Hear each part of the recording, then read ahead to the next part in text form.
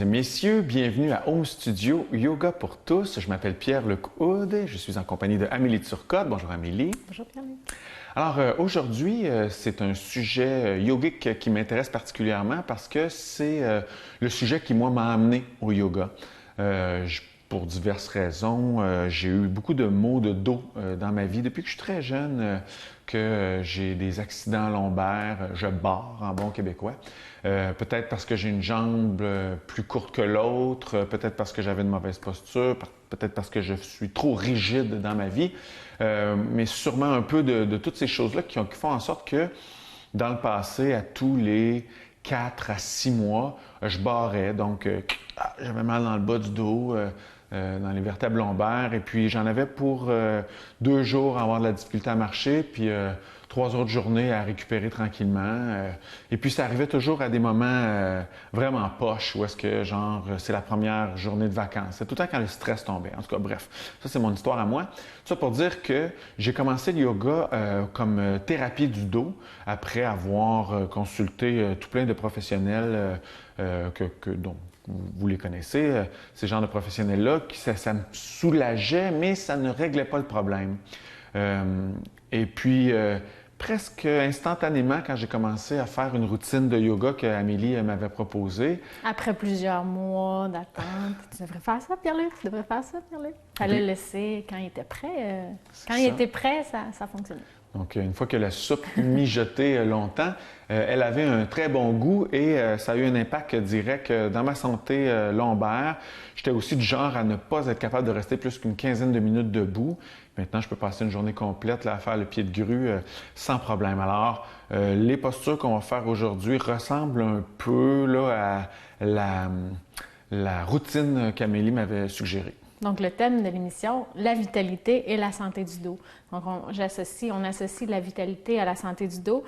Quand on barre, quand on a mal dans le dos, c'est sûr que ça, peu importe quel mot, mais ça gruge notre énergie ou ça l'attire notre énergie, c'est comme un trou noir. Donc, d'avoir un dos qui est en santé, c'est sûr que ça va jouer sur notre niveau d'énergie, notre vitalité. Je me souviens quand j'étais petit, ma mère m'avait amené chez le médecin parce que j'avais des cernes immenses, tu sais, puis j'avais 8, 9, 10 ans, alors c'était pas normal d'être cerné comme ça. Et puis à notre grande surprise, le médecin avait dit, ben c'est sûrement les maux de dos à Pierre-Luc qui font ça parce que ça tire son énergie, ça lui tire du jus finalement. Oui, puis après, beaucoup d'activités de notre quotidien, que ce soit la posture au travail, d'écouter la télé, d'être assis longtemps, donc on en a parlé dans les autres émissions, ça influence notre posture, on a envie de se voûter, donc on perd de l'alignement postural, puis ça a des impacts sur nos organes, sur notre énergie. Donc, de travailler le dos, de prendre conscience de l'alignement postural de notre dos, mais de le travailler en force, de lui donner une certaine force, donc ça va influencer notre niveau d'énergie. Donc, c'est l'automne, par exemple. Moi, c'est une saison qui me demande... Je suis plus fatiguée, donc je me repose un peu plus. Mais continuer de faire des postures d'ouverture, ça va venir accompagner aussi cette saison où on se sent un peu plus fatigué. Donc, se reposer et les extensions vont être des postures à privilégier dans la saison de l'automne quand on se sent un peu fatigué. Oui. Et puis la musculation qu'on va faire dans le dos, bien, elle va nous accompagner tout le reste de la journée. Donc, on aura moins besoin de penser à sa posture puisque les muscles vont faire la job tout seuls parce qu'ils sont entraînés. Voilà. Oui. Alors, on y va. Donc, santé du dos, on va mettre beaucoup l'emphase à renforcer le dos, s'occuper du dos. Il y a eu une époque où on pensait que travailler en force au niveau des abdominaux, ça avait un impact vraiment positif sur notre dos. C'est mitigé, oui, un peu, mais attardons-nous principalement sur le dos puis à le renforcer parce que nos muscles sont en voie de disparition. Alors, voilà. Donc, on va commencer avec quelques postures pour se préparer. Donc, pour se préparer, si on veut aller chercher des extensions, donc si on va aller vers l'arrière, donc on va penser à tous les muscles du devant qui doivent être étirés. Si les muscles du devant sont contractés, sont courts, ils vont nous empêcher à aller chercher de l'ouverture. Donc, c'est pour ça qu'on va commencer par le réchauffement de nos quadriceps et de nos psoas. On a déjà fait ça, il me semble. Mais c'est comme déjeuner ou c'est comme la soie dentaire. C'est toujours à refaire. Oui, exactement. Donc, voyons, c'est comme ça qu'on voit le yoga, en fait, hein? Que ce soit, c'est fonctionnel, donc on fait ce qu'on a besoin de faire. C'est de l'hygiène. De l'hygiène. Alors, je passe ma soie dentaire présentement dans mon psoas. Alors, je déplace mon pied gauche pour laisser descendre ma hanche droite. C'est suffisant comme étirement. Si j'ai la disponibilité, je vais éviter mon talon de ma jambe arrière vers mes fesses pour aller chercher un étirement au niveau de mon psoas. Alors, intéressons-nous aussi à notre corps, à ses fonctions, aux muscles. Qu'est-ce qu'un psoas? C'est quoi sa fonction? Pourquoi qu'un psoas court influence la posture, influence ma vitalité, mon niveau d'énergie? Au même titre qu'on fait notre pratique de yoga tous les jours, c'est pour prendre en main sa santé.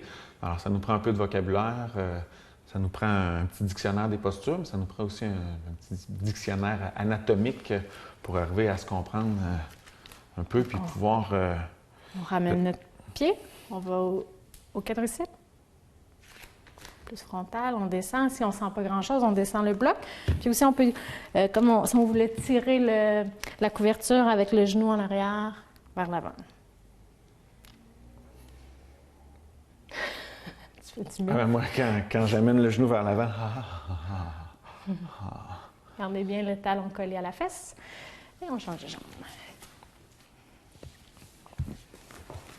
Voilà. Là, on jase parce qu'on est à la télé, mais dans notre pratique, on va être à la recherche aussi de l'intériorité. Ce n'est pas qu'une préparation physique, c'est aussi une préparation mentale, rentrer dans le corps. Hein, la méditation, c'est ça, c'est rentrer à l'intérieur de soi. Alors, c'est le genre de choses qu'on peut très bien faire en étirant le psoas parce qu'il est vraiment au centre, sur tous les plans, en hauteur, en profondeur. Il traverse le corps. Il y en a qui l'appellent le muscle de l'âme. Ah oui? Allez chercher. J'en dis pas plus. On va savoir. Mais c'est un muscle qui est intéressant aussi, puisqu'on placote, là, parce que c'est un des rares muscles qui va être, comment on dit, pluriarticulaire, ou en tout cas, bref, il traverse le bassin. Il unit le haut du corps et le bas du corps. Oui, c'est ça, sans toucher au bassin. Donc, il s'ancre, il démarre à la colonne vertébrale et il va rejoindre le fémur. Alors, il va avoir beaucoup de... Le fait qu'il soit petit ou long, ça va avoir un gros impact sur l'angle du bassin, même s'il n'en fait pas partie. Donc, on étire le devant pour se donner la disponibilité. L'espace pour ensuite aller vers l'arrière. OK, on relâche. Donc, si on continue de monter, on va aller créer de l'espace au niveau du ventre. Donc, si c'est refermé, si c'est trop tendu, ça peut être parce qu'on a fait beaucoup de sit-up, mais ça peut être aussi le stress ou juste l'habitude de pas bien se tenir qui va faire une fermeture. Des fois aussi, c'est des intolérances alimentaires. On sous-estime l'impact de ce qu'on mange. On ne sait pas trop. On a tous des régimes qui devraient être variés et différents. Donc, apprenez à reconnaître ce qui est bon pour vous. Donc, la prochaine posture, elle est aussi très intéressante au niveau de la digestion. Donc, on va prendre un traversin. Prends le traversin, Pierre-Luc. On va mettre le rouleau sur le traversin.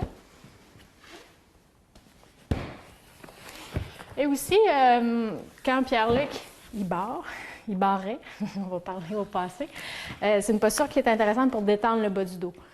Donc, ça crée une petite pression au niveau du ventre. Si vous venez de manger, déjeuner, dîner, faites pas cette posture, ce ne sera pas intéressant.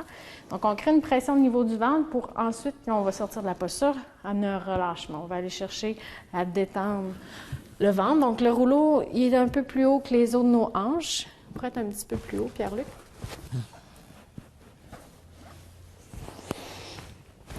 Puis en même temps, avec le rouleau, ça recule les aines. Donc, on garde un petit creux lombaire naturel, mais dans la détente. Donc, les bras Pierre-Luc sont assez larges pour venir détendre le haut du corps.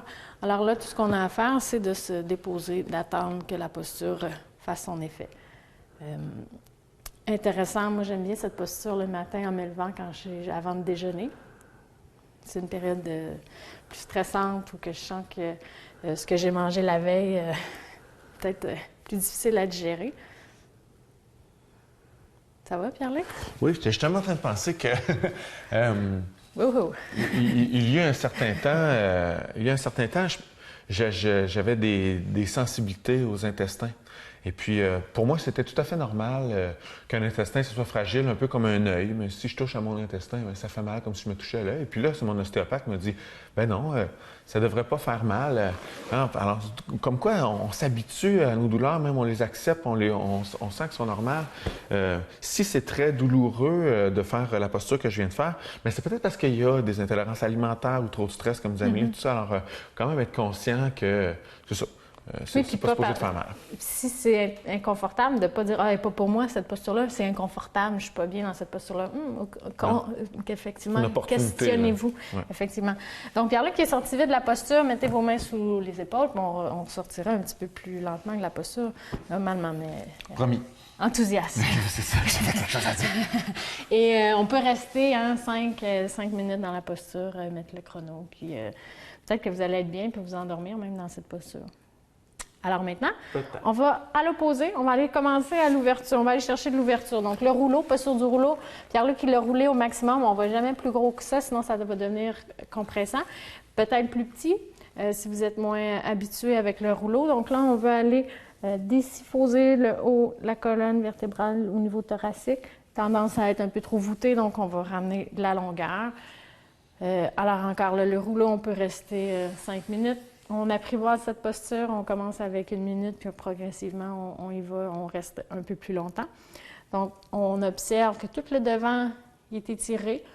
On a déjà préparé les quadriceps, donc le psoas, s'il était plus raide, avant, si on n'avait pas étiré, ça l'inviterait à la fermeture, alors que là, on veut aller chercher de l'ouverture. On pourrait rester dans une respiration naturelle, mais pour aller travailler ou aller stimuler notre vitalité, on va aller favoriser l'inspiration. Donc, la phase de la respiration qui est associée à la vitalité, c'est l'inspiration. On peut y penser, c'est de l'énergie, c'est de l'oxygène qu'on emmagasine. Donc, posture ici intéressante pour se concentrer sur la respiration. Donc, un tiers au niveau abdominal, un tiers, on sent les côtes qui s'ouvrent, puis un tiers, on sent le sternum qui s'avance vers le menton pour aller chercher une inspiration optimale, profonde. Et puis, j'aime bien dire, pour qu'il y ait une inspiration profonde, il faut que l'expiration aussi soit complète. Donc, c'est comme le ballon, il faut le dégonfler avant complètement pour après aller chercher à optimiser la respiration. Excuse-moi. On peut aussi simplement entrer dans la posture et penser à sa comptabilité. Ça serait un piège. Les muscles ne vont pas tous se détendre par magie. Certains muscles sont en protection tout au long de la journée, tout au long de notre vie. Alors, ça nous demande une présence d'esprit dans chacun de ces muscles-là pour aller les détendre. Alors, la durée de cette posture-là, elle est en relation aussi avec votre capacité à aller identifier les tensions qui restent, les muscles qui refusent de se détendre. Ça peut prendre plusieurs minutes. Donc, on peut aller dans la respiration, on va rester dans une respiration naturelle, puis comme Pierre-Luc il propose, d'aller se promener notre attention. Oh, là, je vois que ça résiste. Est-ce que je peux amener mon attention dans cette zone qui résiste, nourrir cette zone pour l'inviter à se relâcher? Alors, pour aujourd'hui, ça va être terminé. Oui, puis j'insiste sur une belle sortie de posture. Je plie une jambe une à la fois, parce que ça peut être dangereux pour ma santé. On glisse tranquillement, sans trop faire de zigzag, Pierre-Luc. Glisse-toi tranquillement, jusqu'à la rouleau dans le bas du dos, on soulève le bassin, on l'enlève, puis on reste quelques respirations au neutre. Tu peux descendre, ramener les cuisses. Maintenant, on va entrer dans les postures classiques d'extension. C'était quoi, hein? Je t'ai basé. La sauterelle, alors Pierre-Luc, c'est une posture qui a travaillé, qui a pratiqué beaucoup pour la santé de son dos. C'est une de nos postures classiques qu'on enseigne beaucoup au studio. Donc, toutes les extensions, il faut penser à aller chercher de la longueur. On ne veut jamais comprimer les vertèbres. On veut aller chercher une extension qui serait naturelle ou qui est bon pour la santé. Donc, une bonne façon de ne pas aller comprimer les vertèbres du bas du dos, c'est d'activer les muscles du bas du dos.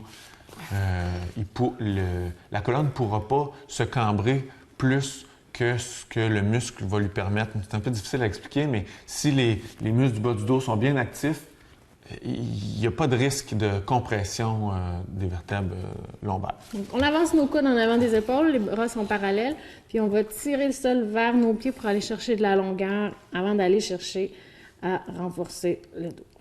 Donc, on va chercher de la longueur. Après, ensuite, différentes variations.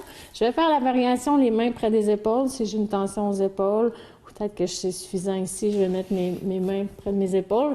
Si je touche mon dos, je le sens qu'il travaille. Je sens que ma colonne vertébrale, elle a disparu. Puis je sens que les muscles le long de la colonne vertébrale sont engagés. Autre variation, je pourrais amener mes bras à l'arrière, donc une ouverture au niveau des épaules. Ma tête est dans le prolongement de ma colonne.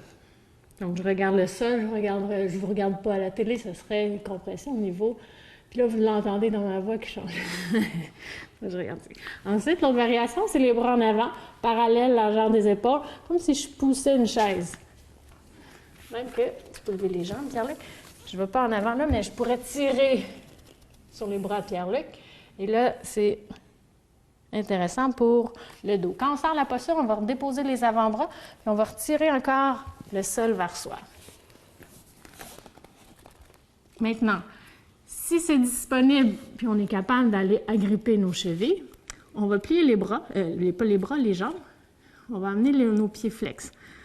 On va essayer d'aligner nos pieds orteils vers l'arrière. On va garder les cuisses parallèles. Puis sur une expiration, on va déplier les jambes ou tendre à déplier les jambes. Puis l'autre expiration, on va tendre à soulever les pieds vers le plafond. Donc, il y a une belle ouverture au niveau des épaules. Le dos se renforce. Les quadriceps sont étirés. Quand je relâche, je ramène mes avant-bras au sol pour retrouver la longueur dans mon dos. Je peux prendre une pause, je dépose mes mains l'une sur l'autre, puis je dépose mon front pour détendre la nuque, le dos. Puisqu'un muscle fort est un muscle qui est capable de se contracter et se relâcher. On vient mains sous les épaules, on remonte. Pour venir s'asseoir sur les genoux. Virasana. On va aller dans Ustrasana, posture du chameau. À partir de la posture de Virasana, alors tu peux déposer tes mains à l'arrière. On va aller chercher une ouverture au niveau des épaules, soulever le sternum.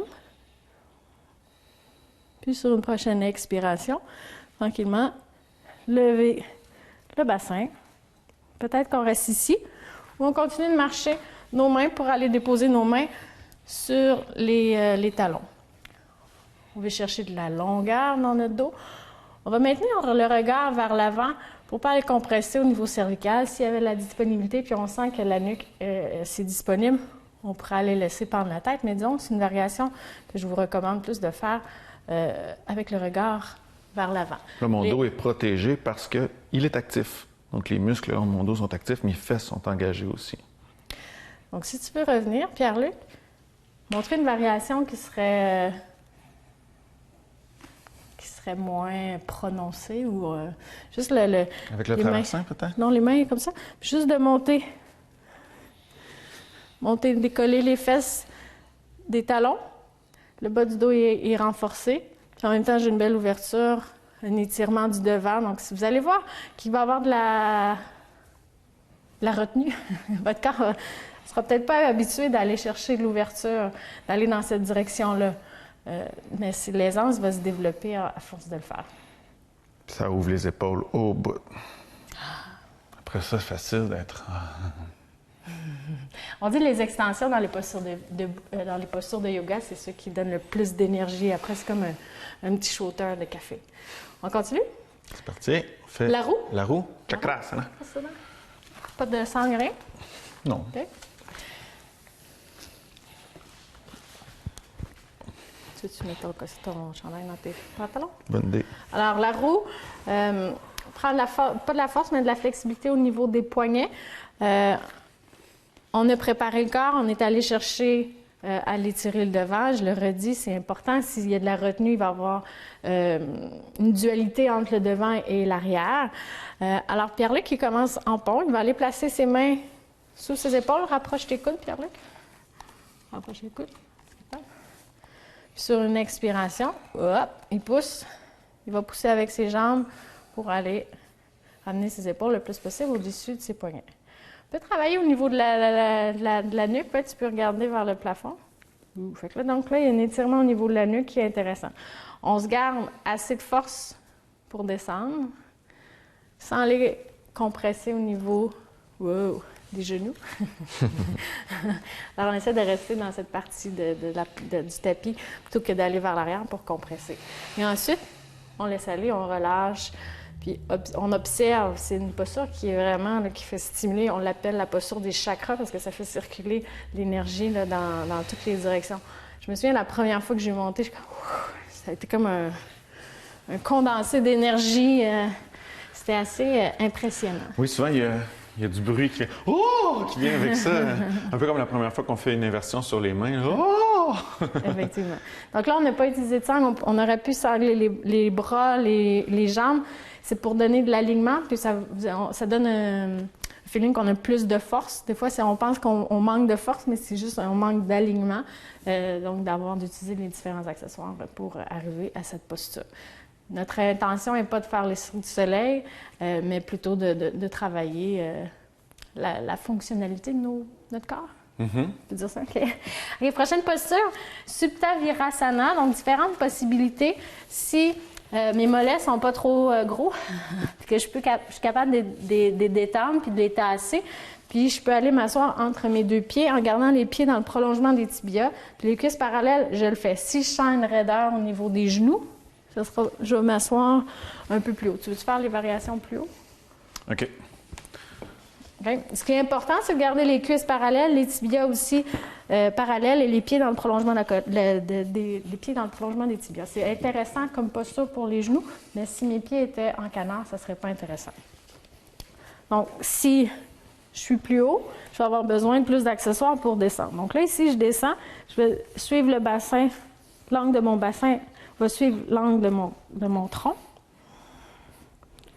Je peux rester ici. Si je suis disponible parce que mes quadriceps sont suffisamment étirés, mon psoas aussi, le devant, je peux venir ici, me déposer, mettre une petite couverture, puis me reposer. Ou encore, je pourrais amener mes bras en avant, puis continuer à aller étirer le devant. Quand je vais sortir, je vais venir sur mes avant-bras, puis je vais remonter. Je vais aller voir si Pierre-Luc est bien installé. Donc là, il a utilisé les accessoires, il a été créatif, il a utilisé les accessoires autour de lui. Ça semble très bien. La tête, on pourrait peut-être améliorer un peu le coussin, mais remonte bien sur les avant-bras. Donc, dans les cours, c'est possible que la construction ait plus l'air d'un trône, même avec 2 traversins. Donc, dépendamment, souvent on voit ça chez les sportifs avec les quadriceps puis les abdominaux bien contractés. Donc, la posture, elle va avoir l'air un peu plus de ça. Donc, ça va être plus remonté, un peu plus sous la tête. Ah. Alors là, ça pourrait, si on est confortable, être une posture de détente, mais ce ne sera pas notre posture de détente pour aujourd'hui. On va aller dans notre Shavasana. Alors, voilà. On se revoit pour le Shavasana. Alors, Pierre-Luc est installé dans la posture de détente, le Shavasana. Aujourd'hui, comme posture de détente, on vous propose de surélever les jambes. Posture qui va favoriser la détente du dos. Donc, vous pouvez placer vos jambes soit sur une couverture et sur une chaise, soit sur un divan. Un accessoire qui va surélever vos jambes, qui va permettre au tibia d'être parallèle au sol. J'ai sanglé les jambes à Pierre-Luc pour garder l'alignement postural de ses jambes pour qu'il puisse se détendre, mais en gardant tout l'alignement. Avec les jambes plus haut, ça favorise la détente du dos, mais aussi du ventre. Donc, il y a une neutralité. Alors, de rester plusieurs minutes dans cette posture va favoriser le relâchement. Ça va faire du bien aux organes internes, ça va faire du bien au dos et ça va favoriser notre vitalité. Nos muscles, on veut les renforcer, on veut les étirer, mais on veut aussi les détendre. Et c'est une partie qui est importante pour la santé de notre corps, la détente. On ne dira jamais trop. Détendez-vous, offrez-vous ces moments de détente. Détente, détente, détente. Oui, tout le temps, détente. Alors, mettez votre minuterie. 15, 20 minutes, 25 minutes, vous pouvez abuser de la détente. Je l'étudie assez. on le dit encore, détendre. Je fais des blagues, mais si vous passez votre journée assis, les muscles travaillent fort, travaillent en force, alors ils ont besoin d'un repos. Donc, offrez à votre dos un petit moment de détente. Alors, on se revoit la semaine prochaine pour une autre émission de Home Studio Yoga pour tous.